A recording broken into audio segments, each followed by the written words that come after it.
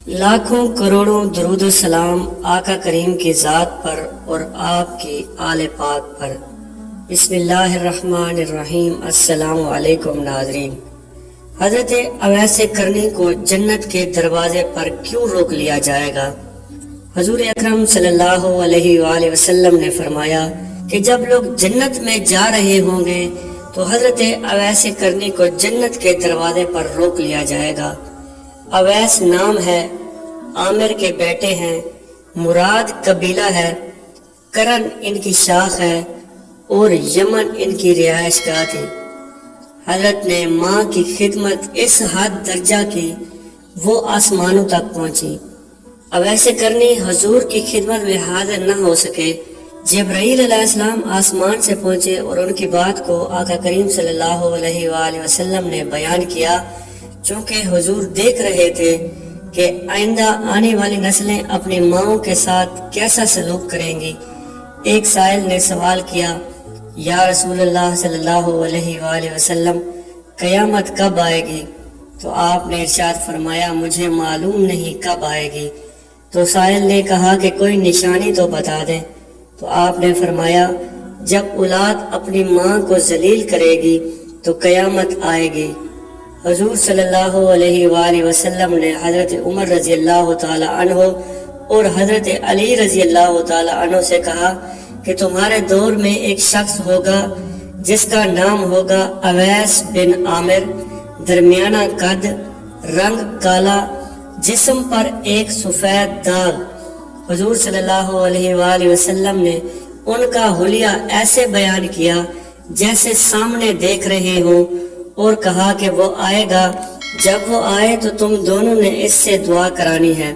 حضرت عمر رضی اللہ تعالی عنہ اور حضرت علی رضی اللہ تعالی عنہ کو اویس کرنی کی دعا کی ضرورت نہیں تھی۔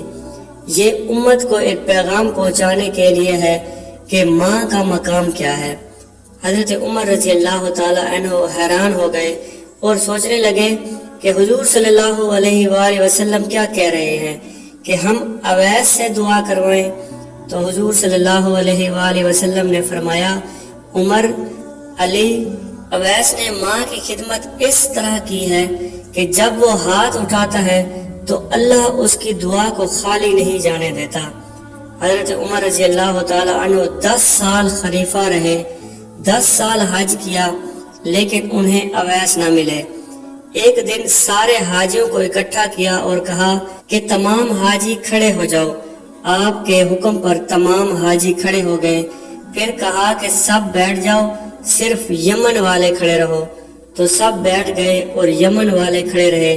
پھر کہا کہ یمن والے سارے بیٹھ جاؤ، صرف مراد قبیلہ کھڑے رہے۔ پھر مراد والے سب بیٹھ جاؤ، صرف کرن والے کھڑے رہو۔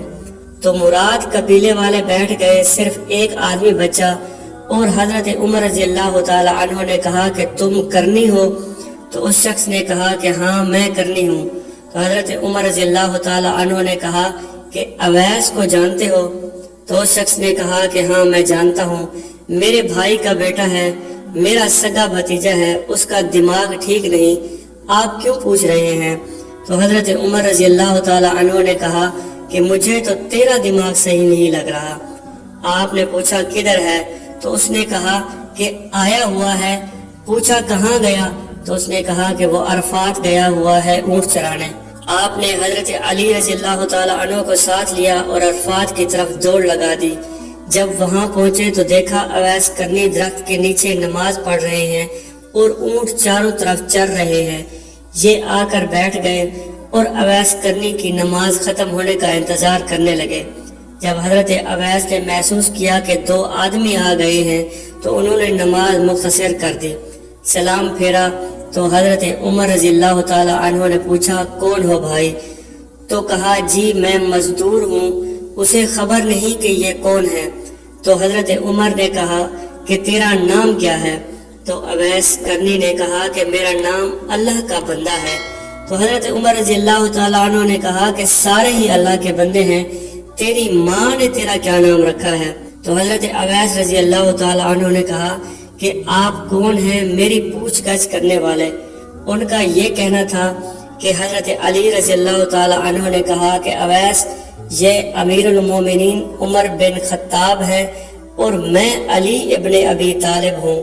حضرت اویس کا یہ سننا تھا کہ وہ کانپنے لگے، کہا کہ جی میں معافی چاہتا ہوں، میں تو آپ کو پہچانتا ہی نہیں تھا، میں تو پہلی دفعہ آیا ہوں۔ تو حضرت عمر رضی اللہ تعالی عنہ نے کہا کہ تو ہی اویس ہے؟ تو انہوں نے کہا کہ ہاں میں ہی اویس ہوں۔ حضرت عمر رضی اللہ تعالی عنہ نے کہا کہ ہاتھ اٹھا اور ہمارے لیے دعا کر۔ وہ رونے لگے اور کہا کہ میں دعا کروں؟ آپ لوگ سردار ہیں اور میں نوکر ہوں آپ کا، میں آپ لوگوں کے لیے دعا کروں؟ تو حضرت عمر رضی اللہ تعالی عنہ نے کہا کہ اللہ کے نبی کا فرمان تھا کہ عمر اور علی جیسی ہستیوں کے لیے حضرت اویس کے ہاتھ اٹھوائے گئے۔ کس لیے؟ اس کے پیچھے جہاد نہیں، تبلیغ نہیں، تصوف نہیں، اس کے پیچھے ماں کی خدمت ہے۔ جب لوگ جنت میں جا رہے ہوں گے تو حضرت اویس کرنی بھی چلیں گے، اس وقت اللہ تعالیٰ فرمائیں گے کہ باقیوں کو جانے دو اور اویس کو روک لو۔ اس وقت حضرت اویس کرنی پریشان ہو جائیں گے اور کہیں گے اے اللہ، آپ نے مجھے دروازے پر کیوں روک لیا؟ تو مجھ سے اس وقت اللہ تعالیٰ فرمائیں گے کہ پیچھے دیکھو۔ جب پیچھے دیکھیں گے تو پیچھے کروڑوں اربوں کی تعداد میں جہنمی کھڑے ہوں گے۔ تو اس وقت اللہ فرمائے گا اویس تیری ایک نیکی نے مجھے بہت خوش کیا، ماں کی خدمت، تو انگلی کا اشارہ کر، جدھر جدھر تیری انگلی پھرتی جائے گی میں تیرے طفیل ان کو جنت میں داخل کر دوں گا۔